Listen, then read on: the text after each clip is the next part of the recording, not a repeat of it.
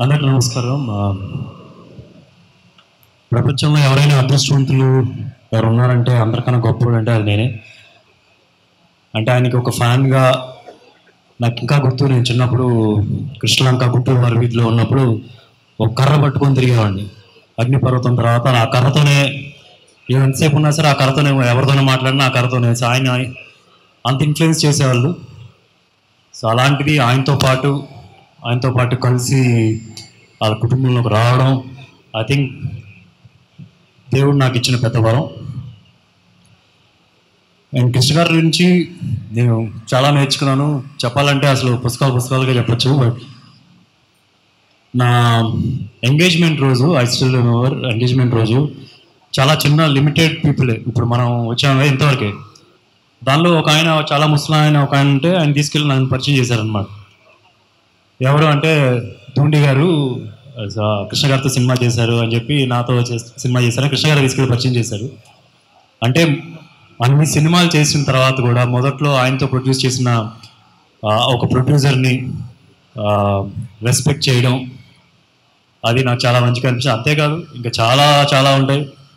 అంటే మన జనంలో ఒకప్పుడు, ఇప్పుడు వాచ్లు ఉన్నాయి, టైం చూసుకుంటూ ఉంటాం. ఇదివరకు వాచ్లు లేని టైంలో మనం సూర్యుడిని అలా చూసుకుంటూ ఉంటాం. కానీ కృష్ణ గారు ఉన్నప్పుడు వాచ్ అవసరం లేదు.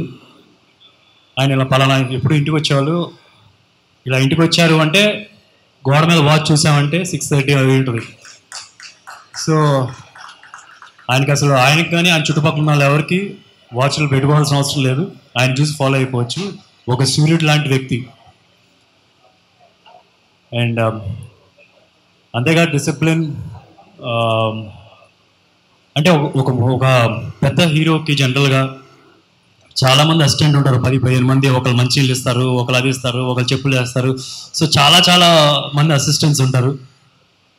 కాకపోతే ఆయన తీసుకునే కేరు ఫ్యామిలీకి సంబంధించి ఎవరికి వదలకుండా వాళ్ళకి చెప్పినా సరే ఆయన ఫాలోఅప్లు చేసి, చిన్న ఎగ్జాంపుల్ ఏమైనా చెప్పాలంటే ఇంట్లో ఏదైనా నీళ్ళు రావట్లేదనుకోండి, నేను హరికి చెప్తానమ్మా అని చెప్పి హరికి ఫోన్ చేయని చెప్పి అంటారు. దాని తర్వాత ఆయన ఇంటికి వెళ్ళేటప్పుడు దారిలోనే హరి ఇలా ఒక చిన్న ప్రాబ్లం ఉంది ఇలా వెళ్ళి చేయి అంటారు. నెక్స్ట్ డే మళ్ళీ హరికి ఫోన్ చేసి అయిందా అని అడుగుతారు.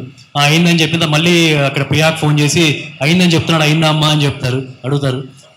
అంటే అంత పెద్ద హీరో ఉండి, అంత పెద్ద స్టార్ అయ్యండి, ఒక 10-20 మంది పక్కనే ఉంటారు, వాళ్ళు ఫాలోఅప్ చేయొచ్చు. కాకపోతే ఆయన ఫోన్ చేసి ఎవ్రీ మైన్యూట్ థింగ్ అందరినీ హ్యాపీగా ఉంచాలి ఫ్యామిలీ అనేది ఆయన తీసుకునే care is something I have learn.